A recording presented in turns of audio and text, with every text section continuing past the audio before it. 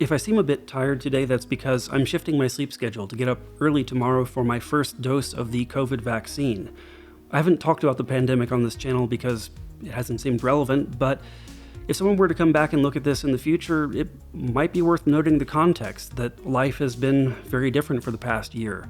It probably hasn't affected me as much as most people because I was already working from home, self-employed, but it's hard to estimate just how much impact the change in circumstances has on my mood, my productivity, things like that. I don't know, but hopefully the end is in sight. We don't yet know whether or not mutations are going to prolong this, but hopefully, in a matter of months, we'll be able to return to life as normal, more or less. In the meantime, I don't have a new prototype ready to share yet, but I want to talk about my progress because it's been a while, and I have added a lot of new things since my last devlog. The first big thing I learned from my last prototype is I was missing a dependency on a C runtime library, which made the game completely unplayable for some people. For anyone else trying to use GD Native who might not be aware of this, there are two ways you can address it.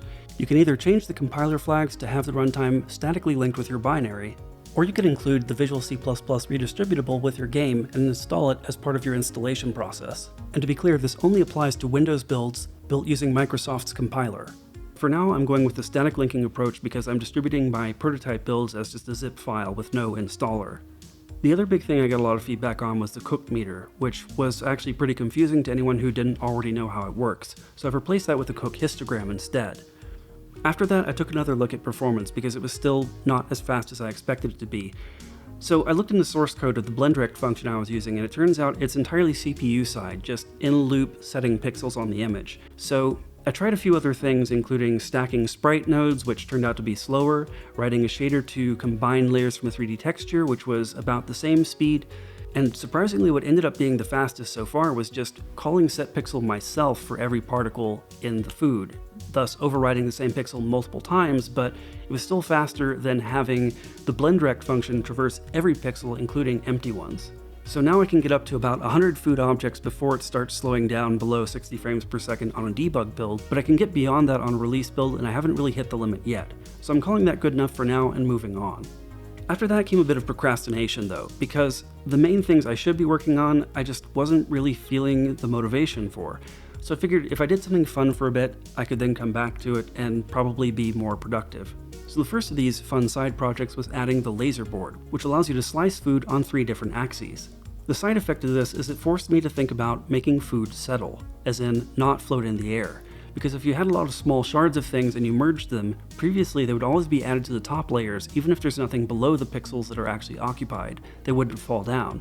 So I've addressed that with the settling function, which looks for isolated groups of connected particles. Any isolated group with nothing below it will fall as far as it can before hitting something else.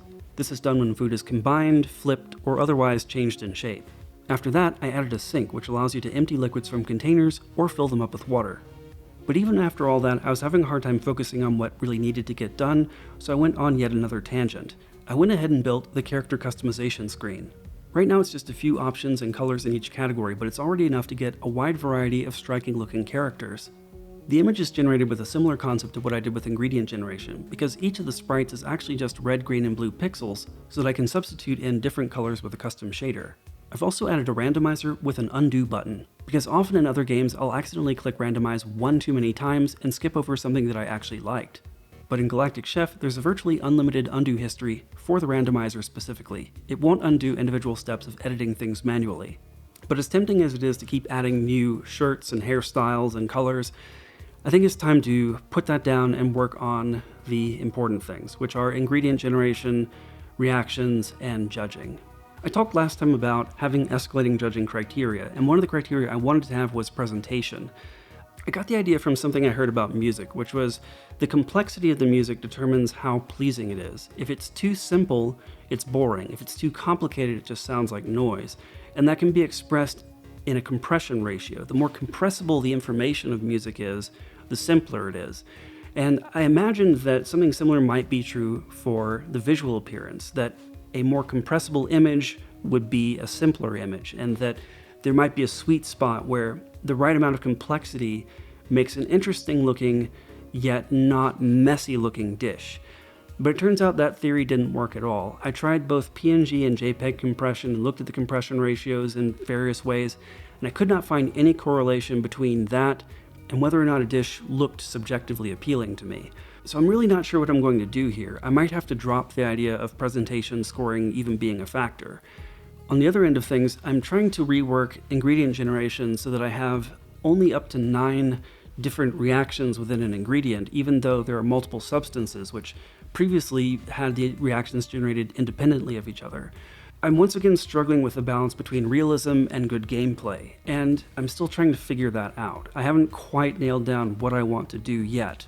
Once again, there's so many moving pieces to consider in this design, because I might once again rethink a heat diffusion model of sorts. What I'm thinking about is actually having the diffusion from layer to layer instead of particle to particle, not because I'm concerned about the performance of it, but just to make it simpler to avoid inconsistencies within the food. I am trying to keep in mind that this does not need to be an accurate portrayal of how cooking works in the real world, but I also don't want to simplify it too much. This brings me back to the whole point of prototyping, which is trial and error, seeing what works and what doesn't. And my first few approaches to this, I just don't feel like they're working the way I want. So it might take a few more tries, and that means that this game is going to take a bit longer to finish. When I first started this, I thought this would be a 1 to 3 month project, but honestly, I think it would be foolish to design a game completely upfront and not be open to change. You don't really know what the game needs to be fun until you can get in there and play it. And sometimes that means scope creep. A lot of people have commented about scope creep before, and they see it as the doom of a project. And perhaps in some contexts it might be. If you run out of budget before the game is finished, yes, that's a problem. But personally, I'm very lucky, and I do have enough time to keep iterating on this and working on it until I have a game that I'm proud of, and that's what I intend to do. I don't want to ship rushed games with half-baked ideas, and I don't want to just clone existing formulas that work well because it's simpler. For me, the whole point of making games is to try new ideas and find new formulas that are interesting. And that makes it a lot more challenging. But I'm determined, and I'm eager to see where this goes. So as always, it really helps me out if you hit the like button, spread the word, and subscribe if you haven't already. And of course, thanks for watching.